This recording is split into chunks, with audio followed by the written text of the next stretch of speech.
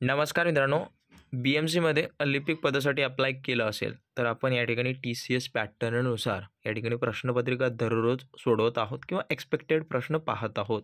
तर आजचा हा भाग 13वा आहे आणि व्हिडिओ सुरू करण्याअगोदर एक महत्त्वाची सूचना आहे.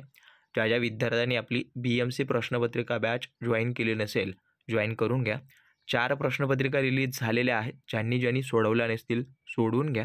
त्याच्यामध्ये TCSने जेवढे काही महत्त्वाचे प्रश्न जसा पॅटर्न आहे तसे प्रश्न त्या ठिकाणी ॲड करण्यात आलेले आहेत आणि प्रश्नपत्रिकेसोबत तुम्हाला 1000 GK स्पेशल प्रश्नसंच मिळणार आहे, जो की आत्तापर्यंत जेवढ्या काही TCSने परीक्षा घेतल्या त्यातलं आहे.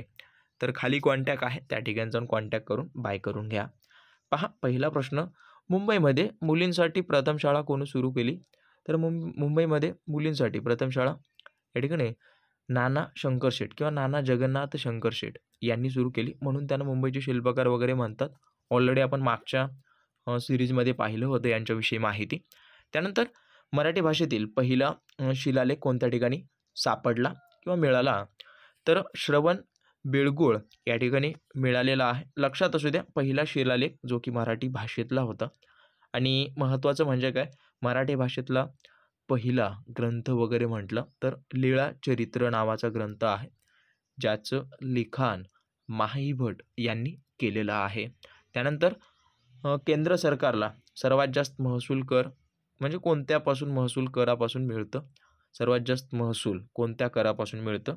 तर आयकरापासून या ठिकाणी मिळतं.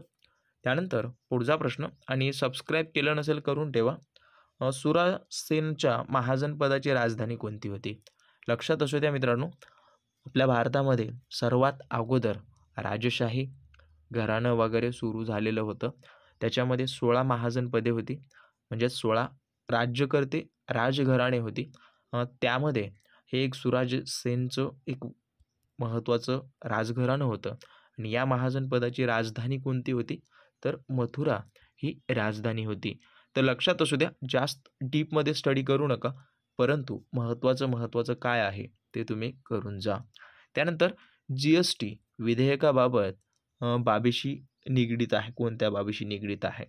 तर हे अप्रत्यक्ष कराशी संबंधित आहे. 2017मध्ये लागू करण्यात आलेलं हे GST आहे, विधेयक आहे. त्यानंतर महाराष्ट्रामध्ये ताडोबा अंधारी व्याघ्र प्रकल्प या ठिकाणी कुठे स्थित आहे किंवा कोणत्या ठिकाणी आहे? तर हे आपल्या महाराष्ट्रातलं पहिलं राष्ट्रीय उद्यान आहे आणि याचं ठिकाण चंद्रपूरमध्ये आहे. त्यानंतर मराठी भाषा दिन हा कोणाच्या जयंतीनिमित्त साजरा केला जातो? तर मराठी भाषा दिन जो आहे तो मित्रांनो कवी कुसुमाग्रज यांच्या जयंतीनिमित्त साजरा केला जाणारा हा दिन आहे. आणि लक्षात असू द्या, या ठिकाणी यांचं परिपूर्ण नाव किंवा हे टोपण नाव आहे, पूर्ण नाव विष्णू वामन शिरवाडकर त्यांचं आहे किंवा त्यांना विवा शिरवाडकर या नावाने सुद्धा ओळखतात. आणि हा मराठी भाषा दिन कधी साजरा केला जातो? तर 27 फेब्रुवारीला. तर लक्षात असू द्या. त्यानंतर भारतात इंग्रजी शिक्षणाचा पाया कोणी घातला? लक्षात असू द्या, पाया एकाने घातला आणि त्या इंग्रजी शिक्षणाची सुरुवात दुसऱ्याने केली. तर नेमकं शिक्षणाचा पाया कोणी घातला? लॉर्ड मेकाले याने घातला. आणि लॉर्ड विल्यम बेंटिक याने काय केलं? या इंग्रजी शिक्षणाचा समावेश आपल्या शिक्षणामध्ये केला किंवा इंग्रजी शिक्षण पद्धती चालू केली. तर याच्यामध्ये कन्फ्युजन होऊ देऊ नका. आणि गाववाडा नावाचं पुस्तक कोणी लिहिलं? तर गाववाडा नावाचं पुस्तक जे आहे ते नामदेव ढसाळ यांचं आहे. त्यासोबत यांचं एक महत्त्वाचं आहे, जे की गोलपीठा नावाचं एक महत्त्वाचं कविता संग्रह आहे. त्यासोबत बाबा कदम, साने गुरुजी यांची सुद्धा खूप पुस्तके आहेत. परीक्षेच्या दृष्टीने जे महत्त्वाचे असतील ते मी पुढे सांगत जाईन. त्यानंतर द प्रॉब्लेम ऑफ रुपी नावाचा ग्रंथ कोणी लिहिला? याचं उत्तर तुम्ही कमेंट करा. आणि याच्याच बेसिसवर RBIची स्थापना झाली.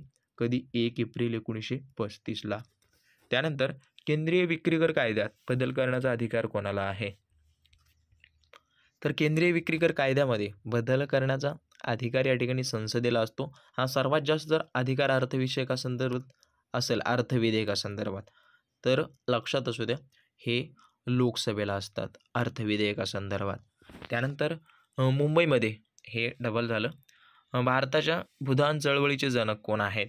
तर भारताच्या भूदान चळवळीचे जनक मित्रांनो रघुनाथ धोंडो केशव कर्वे हे आहेत. बाकी असे प्रश्न असतात, येतात.